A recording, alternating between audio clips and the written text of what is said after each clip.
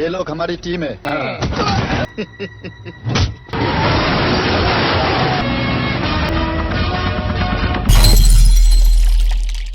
Halo para beban orang tua yang saya banggakan. Ya, saya juga masih jadi beban orang tua cuy ya. Tapi semangatlah untuk hari ini. Semoga kita tetap sehat selalu dan ya rezeki kita tetap lancar lah. Meskipun realitanya tidak seperti apa yang kita ekspektasikan. Tapi syukur itu adalah nomor satu cuy ya. Kali ini saya akan merangkum alur film Rade. Film ini sendiri diperankan oleh Salman Khan sebagai Rade. Konon kisahnya pada waktu itu di India telah terjadi krisis moral yang disebabkan oleh maraknya peredaran narkobeng. Saking merebaknya kasus narkobeng, pemerintah setempat menetapkan India dalam status darurat sipil. Bahkan para aparat pun sudah tidak tahu cara lagi mengatasi kasus ini. Berprofesi sebagai pembunuh bayaran, Rade kemudian dipanggil dan ditugaskan sebagai intel untuk memberantas para mafia-mafia tersebut. Ya, sir. Rade. Seperti apa aksi Rade menghadapi dan memberantas para gangster-gangster tersebut? Tanpa banyak kata-kata di awal kita langsung saja cek alurnya. Yo, let's go.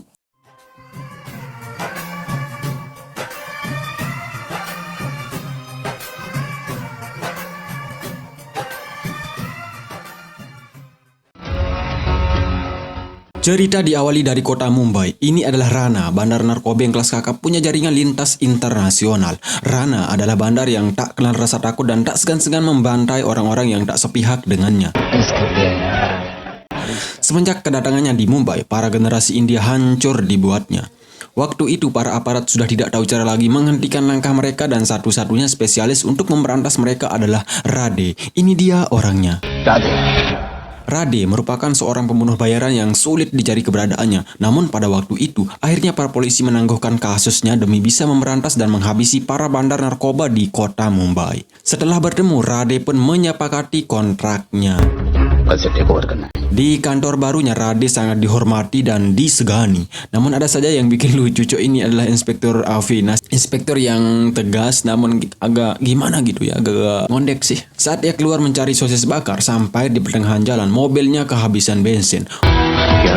Waktu itu juga terlihat para kaum rebahan sedang pada ngegibah bareng. Kemudian salah satu wanita dari mereka terlihat panik dan langsung pergi. Karena pada waktu itu Pertamini sangat jauh, Rade pun sengaja menjadi orang pincang agar bisa mendapatkan tumpangan dari wanita tersebut. Berpura-pura lemah dan tak berdaya, akhirnya wanita tersebut memberikan tumpangan. Ternyata wanita ini adalah adik dari Inspektur Avinas, namanya Dia. Waktu itu mereka sedang adu mulut lewat telepon lantaran sang kakak tidak setuju jika dirinya berprofesi sebagai model amatiran. Setelah debat lewat telepon, mereka pun berkenalan. Saat Dia menanyakan profesi Rade, Rade terpaksa berbohong karena ia tahu Dia tidak suka orang yang bekerja sebagai intel atau polisi. Rade sengaja mengaku dirinya adalah model amatiran. Mendengar hal itu, Dia sangat senang. Waktu itu juga Rade pura-pura lupa tempat ia menaruh handphonenya. Ia pun meminta agar dia menelpon nomor handphonenya. Jadi ini hanya triknya agar dia bisa dekat dengan dia guys. Sementara itu Rana dan para begundalnya menemui Mansur di rumahnya. Mansur ini merupakan seorang kurir sabu yang baru saja pulang dari Malaysia guys. Saat Rade sampai di depan kantornya, ia melihat seorang bocah yang sedang menangis sambil membuang secari kertas ke bak sampah. Rade kemudian mengambil surat tersebut. Surat itu berisi akan kegelisahannya tentang peredaran narkoba yang semakin marak dan mengancam dirinya. Rade kemudian memanggil bocah tersebut dan berjanji akan memberantas para pengedar narkoba sampai tuntas. Dengan penuh emosi, Rade pun memarahi rekan-rekannya yang tidak becus mengatasi aksi gangster-gangster yang semakin brutal. Kemudian salah satu rekannya memberikan informasi terkait siapa saja yang menjadi pentolan dari gangster-gangster ini. Ini adalah Dilawar, ketua geng blok timur Mumbai. Dan ini adalah Dagdu Dada, ketua geng blok barat Mumbai. Kedua gangster tersebut sangatlah kejam, namun perlu diketahui, kedua gangster ini tak pernah akur. Tanpa banyak basa-basi, Rade langsung mencari Dagdu dan membuat para begundalnya ketakutan. Namun pada waktu itu saat Rade menanyakan tentang narkobeng, Dagdu tidak tahu siapa yang menjadi bandarnya saat ini.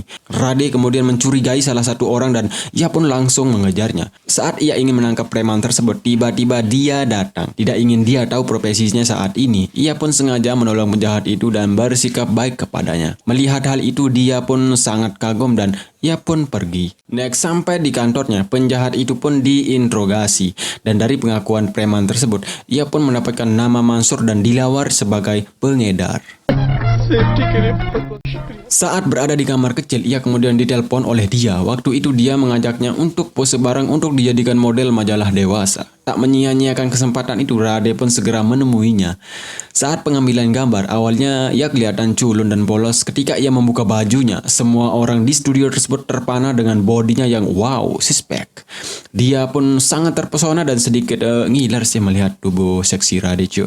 Sementara itu terlihat Dilawar sangat beringas dan seram. Waktu itu salah satu begundalnya melaporkan bahwa Rade ingin bertemu dengannya. Setelah melihat penampilan Rade yang ala-ala anak gangster tersebut, Dilawar pun sedikit ciut. Waktu itu Rade meminta agar Dilawar memberikan informasi keberadaan adiknya yang bernama Mansur. Takut dengan ancaman Rade, Dilawar pun berjanji akan membawakannya secepatnya. Next, mereka kemudian dibawa ke kantor polisi. Di sana akhirnya Dilawar dan Dagdu Dada dipertemukan. Rade sengaja mempertemukan mereka karena selama ini mereka tak pernah akur alias musuh bebuyutannya, guys. Rade pun menyuruh mereka untuk baikan dan tidak musuhan lagi. Saat mereka pulang, Dilawar kemudian ditelepon oleh Mansur, adiknya. Waktu itu Mansur meminta bantuan ke Dilawar karena dirinya dalam bahaya. Dilawar pun langsung mencari keberadaannya. Setelah sampai di tempat tersebut, Dilawar langsung ditikam oleh Rana hingga tewas. Jadi Mansur ini sengaja memancing kedatangan kakaknya, guys, untuk dibunuh agar mereka bisa menguasai gangster yang dikendalikan oleh Dilawar. Melalui geng-geng ini, Rana dengan mudah mengedarkan barang haramnya. Di lain sisi terlihat para anggota memberikan apresiasi kepada Rade atas berhasilnya mempersatukan dua gangster yang selama ini membuat resah masyarakat. Waktu itu juga ia diundang oleh dia untuk menghadiri pesta ulang tahunnya nanti malam. Sampai di pesta tersebut, dia pun memperkenalkan Rade ke kakaknya. Padahal mereka satu kantor, guys. Ya, mereka pun pura-pura tak saling kenal dan pesta pun berlangsung gembira. Next, terlihat Mansur menyerahkan hasil jualan sabunya. Waktu itu hasilnya tidak seperti apa yang diinginkan. Untuk mendapatkan hasil yang lebih, mereka kemudian berencana menguasai wilayah gangster Dagdu. Di adegan lain terlihat Inspektur Avinas berada di sebuah bar untuk memata-matai para bandar yang berkeliaran. Bukannya merazia, Avinas kemudian disuap oleh seseorang dengan minuman dan paralelis hingga ia tak sadarkan diri. Ketika pesta sudah berakhir, terlihat para anggotanya sudah tak berdaya. Karena sebelumnya Rana dan begundalnya datang kemudian memaksa para tamu mengkonsumsi sabu. Next, dalam rekaman CCTV tersebut, terlihat Rana dan begundalnya. Namun saat polisi menanyakan orang itu adalah siapa, preman-preman tersebut tak mengenalnya. Dengan segera Rade kemudian mencari para informannya. Di sana akhirnya ia mendapatkan info tentang Rana. Dan di sana juga ia tahu Rana telah membunuh Dilawar. Sementara itu Rana dan begundalnya langsung mencari Dagdu Dada. Rana meminta agar Dagdu menyerahkan daerah kekuasaannya. Namun saat Dagdu akan melawan, ia diperlihatkan semua anak buahnya sudah tewas.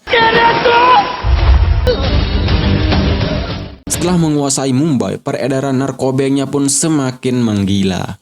Malamnya saat Mansur menyerahkan hasil jualan sabunya, Rana tak sengaja melihat istri Mansur. Merasa akan kecantikan istri dari Mansur, Rana pun memberikan semua uangnya demi bisa mencicipi serabi lempit dari istri Mansur. Wow, kok tega ya? Esok paginya dari informannya, Rade pun mendapatkan informasi tentang keberadaan Rana. Malamnya ia pun segera menuju ke sebuah pesta yang dihadiri oleh Rana. Kemudian saat Rana berada di kamar kecil, Rade sudah menunggunya. Tanpa banyak perbincangan, perkelahian pun berlangsung apik.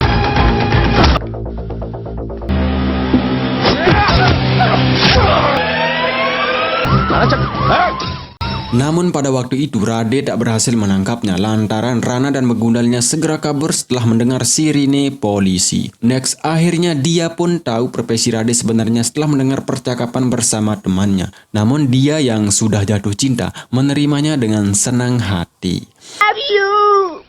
Dia pun mengajak Rade ke rumahnya. Di sana terlihat Avinas sedang mabuk berat dan sedikit lupa diri sih. Dia pun segera mengantarkan kakaknya ke kamar tidur. Kini hanya mereka berdua di kamar tersebut dan pikiran gua sih agak traveling coy ya. Namun saat dia sudah siap-siap untuk digenjot, Rade sudah tertidur sambil berdiri. Nggak jadi deh cuy. Sementara itu Mansur dan istrinya terus cekcok. Sang istri sangat marah kepadanya karena telah tega menjual dirinya demi uang. Saat itu juga salah satu debt collector datang mencarinya untuk membayar hutang. Mansur langsung disiksa hingga pingsan. Namun Rade yang sudah berada di sana langsung membawa Mansur ke kantor untuk menggali informasi keberadaan Rana dan pabrik narkobengnya. Esok paginya anak buah Dagdu langsung menyerang pabrik narkobengnya atas suruhan Rade. Tawuran pun berlangsung sengit.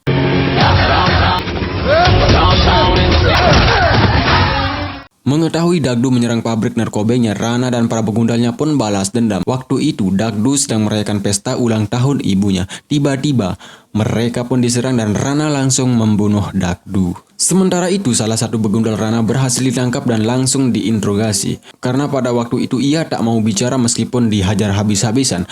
Akhirnya Rade merencanakan sesuatu. Ia menyuruh 2 orang pura-pura sebagai pengacara untuk mengantarkan begundal ini ke lapas lain. Sampai pertengahan jalan, pengacara ini menyamar menjadi distributor narkobeng. Kemudian mereka akan melepaskannya jika begundal ini siap diajak kerjasama. Setelah setuju, begundal ini pun dilepaskan. Sampai di tempat persembunyiannya, begundal ini pun menceritakan semuanya ke Rana. Tak lama suruhan Rade ini pun ditelepon oleh begundal tersebut dan akhirnya mereka memutuskan bertemu di sebuah hotel. Next, setelah mereka datang, pasukan Rade langsung menyerang mereka. Namun sayang, di lain sisi dia sudah diculik oleh Rana. Mansur yang sekarang sudah tobat langsung mengabari Rade akan hal itu. Karena sebelumnya Rade sudah bekerja sama dengan salah satu gangster, ia kemudian meminjam handphone salah satu rekannya dan menyuruh gangster tersebut menyerang Rana di sebuah kafe. Dan ternyata Rana sengaja menculik dia agar ia bisa mendapatkan paspor palsu dan menukarkan dia sebagai gantinya. Tak lama gangster miring ini pun datang dan langsung menyerang mereka. Atas kesempatan ini dia segera menyelamatkan dirinya. Dan saat itu juga Rade langsung datang untuk menangkap Rana. Namun sayang Rana dan begundalnya kembali berhasil lolos. Mansur yang waktu itu berencana ingin membunuh Rana sengaja menyelamatkan dirinya. Namun naas, justru dirinya yang terbunuh. Next, kini Rade mengumpulkan semua elemen masyarakat.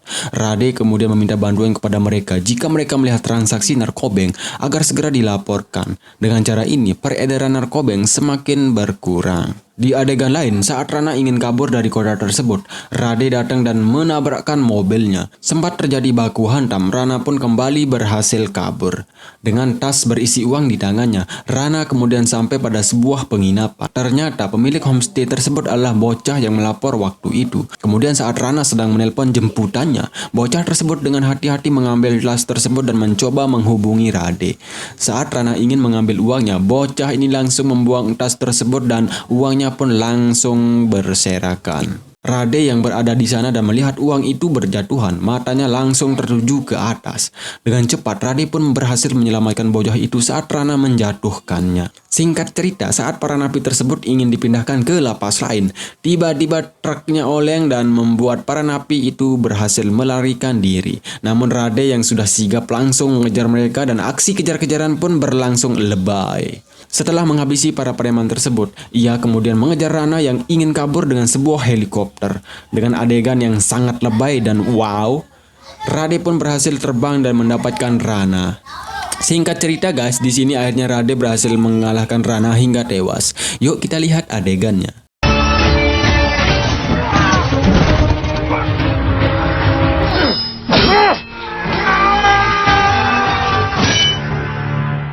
Cerita pun tamat dan akhirnya gembong narkobeng di Mumbai berhasil dimusnahkan. Pesan singkat dari saya cuy, jangan sekali-kali dekati yang namanya narkobeng. Sekali saja kau mencicipinya, maka sama saja kamu menjerumuskan dirimu ke neraka. Terima kasih dan salam bahagia.